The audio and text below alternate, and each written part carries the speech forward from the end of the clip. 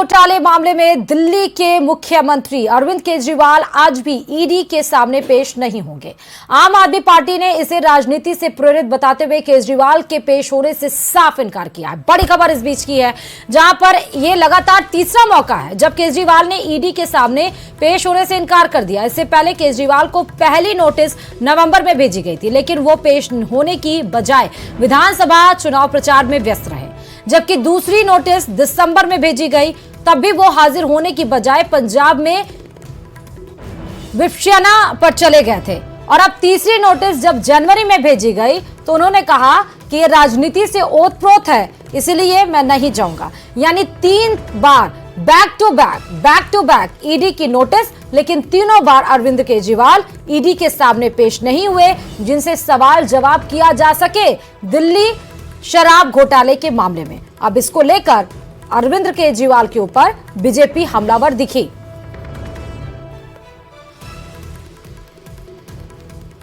निश्चित तौर पर जो लोग राजनीति में आने से पहले ईमानदारी की दुहाई देते थे, आज सबसे बड़ी बेईमान पार्टी आम आदमी पार्टी बनी है, जिनके एक नहीं अनेक मंत्री जेल में है, उप मुख्यमंत्री जेल में है।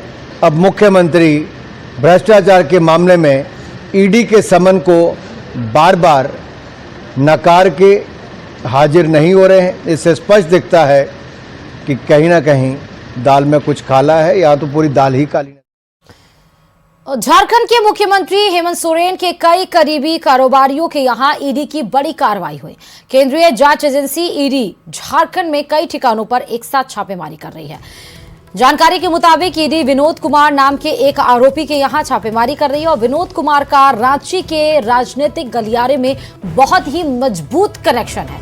रांची के पिस्का मोड़ रातू रोड में रहने वाले रोशन नाम के आरोपी के यहां भी ईडी सर्च ऑपरेशन की कार्रवाई कर रही है। साथ ही रातू रोड स्थित पिंटू उर्फ अभिषेक प्रसाद के घर पर भी ईडी की छापेमारी की जा रही है। अभिषेक प्रसाद मुख्यमंत्री के मीडिया सलाहकार है। झारखंड में जारी राजनीतिक घटनाक्रम के बीच ईडी की इस कार्रवाई को काफी अहम माना जा रहा है।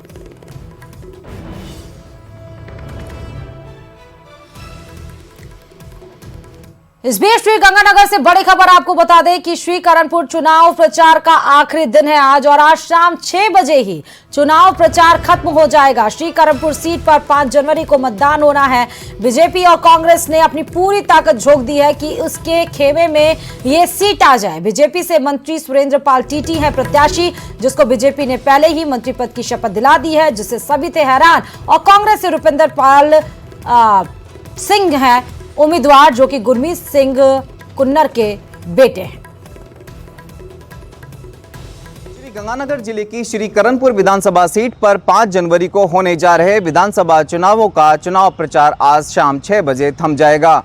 चुनाव प्रचार के आखिरी दिन पंजाब के मुख्यमंत्री भगवंत सिंह मान आम आदमी पार्टी प्रत्याशी के समर्थन में रोड शो करेंगे, तो वहीं पिछले 1 सप्ताह से भी अधिक समय से भाजपा और कांग्रेस के दिग्गज नेताओं के द्वारा विधानसभा क्षेत्र में चुनावी दौरे लगातार जारी हैं।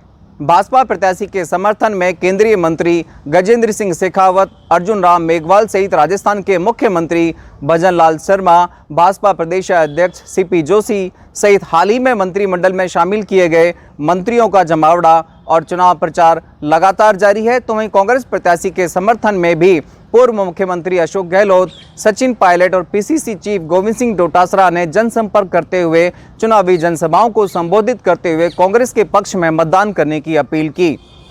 वहीं जिला निर्वाचन विभाग भी 5 जनवरी को होने जा रहे विधानसभा चुनाव की तैयारियों को अंतिम रूप देने में जुटा हुआ है। श्रीगंगानगर जिले की श्रीकरणपुर विधानसभा क्षेत्र में 249 मतदान केंद्रों पर 2,40,826 मतदाता अपने मताधिकार का उपयोग कर सकेंगे। अब देखना यह दिलचस्प होगा कि 5 जनवरी को करणपुर विधानसभा क्षेत्र के लगभग 2,41,000 मतदाता किसे अपना प्रतिनिधित्व सौंप विधानसभा भेजते हैं। अशोक शर्मा, न्यूज़ 18 श्रीगंगानगर। और वहीं अगर बात श्रीकरणपुर चुनाव को लेकर की जाए तो न्यूज़ 18 से खास बातचीत में बीजेपी प्रदेश अध्यक्ष ने बड़ी जीत का दावा किया है। सीपी जोशी ने कहा कि बीजेपी बड़े अंतर से चुनाव जीत दर्ज करेगी और कांग्रेस का सहानुभूति कार्ड नहीं चलेगा। में विधानसभा का चुनाव प्रचार आज थम रहा है, किस तरह का माहौल है और बीजेपी के प्रदेशाध्यक्ष सीपी जोशी का दावा क्या है, आइए बात करते हैं।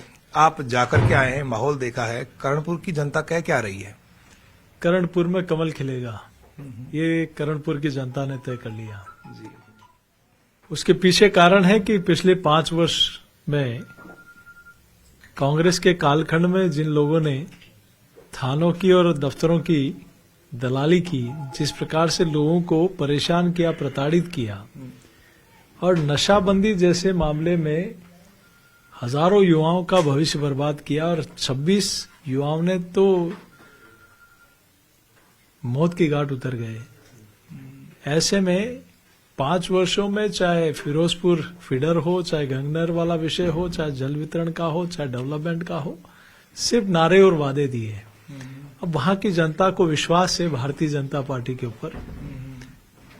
उन्होंने ये देखा कि प्रदेश में 1 माह हुआ है भारतीय जनता पार्टी की सरकार को बने, और उन्होंने अनेक ऐसे फैसले लिए जो राजस्थान के हित में है, राजस्थान के विकास के लिए है, गरीब के कल्याण के लिए है, और विश्वास है मोदी जी की गारंटी के ऊपर। तो मुझे पूरा विश्वास है, और वहां करणपुर की जनता ने तय कर लिया कि करणपुर में सुरेंद्र पाल सिंह जी टीटी को विजयश्री बनाना है। पार्टी ने और आपके मुख्यमंत्री जी ने बहुत बड़ा दाव खेला, सुरेंद्र पाल सिंह टीटी को बीच चुनाव में मंत्री बनाया गया, साख दाव पर है पार्टी की। किस तरह से आप देखते हैं, क्या आपको लगता है कि मंत्री बनाने के बाद जनता को भरोसा हो गया कि विकास तो सिर्फ सुरेंद्र पाल टीटी ही करा सकते हैं, इसलिए बीजेपी मजबूत स्थिति में है वहां? निश्चित रूप से वहां की जनता ने तय कर लिया। एक्चुअली सुरेंद्र पाल सिंह जी टीटी पहले भी मिनिस्टर रहे हैं, और मंत्री रहते उन्होंने अनेक काम ऐसे किए गरीब के कल्याण के, श्रमिकों के कल्याण के लिए, जो आज भी वहां उस क्षेत्र की जनता भारतीय जनता पार्टी और उनके कालखंड को याद करती है। और मैं सोचता हूं उनके प्रति लोगों में विश्वास है, वो सहज से सरल है, और भारतीय जनता पार्टी के प्रति विश्वास है कि भाजपा ने जो कहा है, जो संकल्प पत्र में कहा है, वो करके दिखाया है। कांग्रेस सहानुभूति की लहर पर चुनाव लड़ रही है और उसके नेता हर जगह पर जो है एक ही बात कह रहे हैं कि आपका वोट आपके श्रद्धांजलि। गुरमीत कुन्नर यानी कि दिवंगत हो गए हैं, तो उनको सच्ची श्रद्धांजलि तभी होगी जब आप रुपिंदर पाल सिंह रूबी को वोट देंगे। तो ये सहानुभूति वर्सेस विकास का जो नारा है, इसमें क्या आपको लगता है विकास भारी पड़ जाएगा? देखिए, कांग्रेस के काल में अशोक गहलोत जी स्टेट का टैक्स अलग लगाते थे और वहां रूबी टैक्स अलग लगता था, हर थाने में, हर दफ्तर में। तो लोग को रूबी टैक्स देना नहीं चाहते। और असम के गोलाघाट जिले में बुधवार की सुबह दर्दनाक हादसा हो गया। यात्री बस और ट्रक की भीषण टक्कर में कम से कम 12 लोगों की मौत हो गई।